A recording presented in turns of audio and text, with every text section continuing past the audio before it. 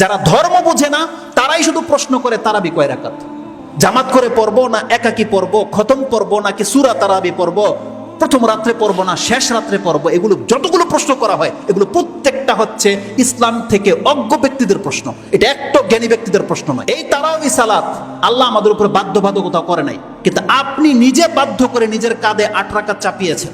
আপনি নিজে বাধ্য করে আপনার ঘরে আপনি 20 রাকাত চাপিয়েছেন, এটা আল্লাহ আপনার উপরে চাপায়নি।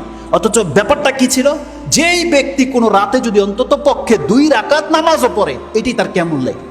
এটা কেমন লাইন নাকি পৃথিবীর কোনো হুজুর যদি আসে প্রোটেক্ট করার ক্ষমতা থাকলে যেন প্রোটেক্ট করে।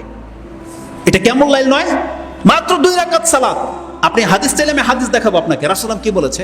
যদিও রাসূলুল্লাহ 2 রাকাত করে পড়তে বলেছে, কিন্তু কোনো ব্যক্তি যদি আজকে রাতে সক্ষম নয়, সে মাত্র 2 রাকাত পড়তে সক্ষম, সে কি কেমন লাইলে নাকি পাবে না?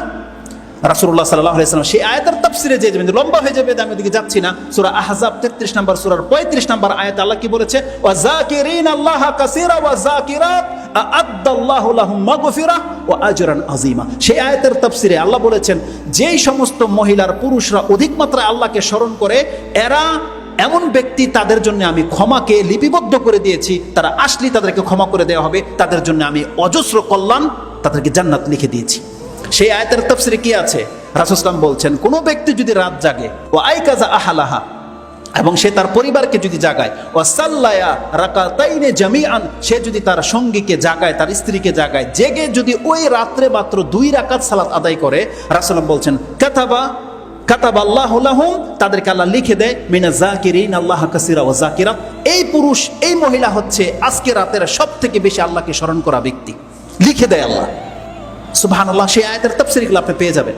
অতএব এই যে আপনি আপনার উপরে বোঝা চাপিয়ে নিয়েছেন যে 8 রাকাতই পড়বেন, তাও 1 ঘন্টায়, 20 রাকাত পড়বেন মাত্র 20-30 মিনিটে, সুবহানাল্লাহ, এটা আল্লাহ আপনার উপরে তো বাধ্য করেনি। যারা ধর্ম বোঝে না তারাই শুধু প্রশ্ন করে তারাবি কয় রাকাত, জামাত করে পড়বো না একাকি পড়বো, খতম পড়বো নাকি সূরা তারাবি পড়বো, প্রথম রাত্রে পড়বো না শেষ রাত্রে পড়বো, এগুলো যতগুলো প্রশ্ন করা হয় এগুলো প্রত্যেকটা হচ্ছে ইসলাম থেকে অজ্ঞ ব্যক্তিদের প্রশ্ন। এটা একটা জ্ঞানী ব্যক্তিদের প্রশ্ন নয়। অথচ আপনার জন্য ছাড় দেওয়া হয়েছে। রাসূলুল্লাহ সাল্লাল্লাহু আলাইহি ওয়াসাল্লাম বলছেন, মান কামা রামাদানান ঈমানান ওয়া ইহতিসাবান গুফিরা লাহু মা তাকাদ্দামা মিন যামবি, যেই ব্যক্তি রমজান মাসের কিয়াম করবে, তার অতীতের সমস্ত গুনাহ মাফ করে দেওয়া হবে, যদি সে আল্লাহর কাছে নেকির আশায় পড়ে থাকে। আপনি বলেন তো দেখি, হাদিস তো বুখারী মুসলিমের, এখানে কোথায় আছে কয় রাকাত পড়তে হবে, কয়টা বাজে পড়তে হবে, কত লম্বা পড়তে হবে, কিছু বলেছে? কিছু বলা হয়নি। এটা আপনার সামর্থ্যের উপরে বান্দা ছেড়ে দিয়েছেন, সামর্থ্যের উপরে। যার যতটা সামর্থ্য আছে, যত সুন্দর করে আপনি পড়তে পারেন পড়ে দেখান। মুহাম্মদুর রাসূলুল্লাহ সাল্লাল্লাহু আলাইহি ওয়াসাল্লাম তো পড়ে দেখিয়েছে 8 রাকাতে সারা রাত পার। তাহলে আপনিও মাঝে মাঝে করে দেখান। এটা কেন করছেন না? এটা 8 রাকাতেই কেন বাধ্যতা করে দিয়েছেন? যেই ব্যক্তি চেয়ারে বসে নামাজ পড়ে, সেও আপনার কারণে বাধ্য 8 রাকাতই সে পড়ে। যেই ব্যক্তি বাচ্চা মহিলা, সেও আপনার কারণে বাধ্য হয়ে গেছে, সেও 8 রাকাতেই পড়তেছে, 20 রাকাত পড়তেছে। কেন করেছেন এটা?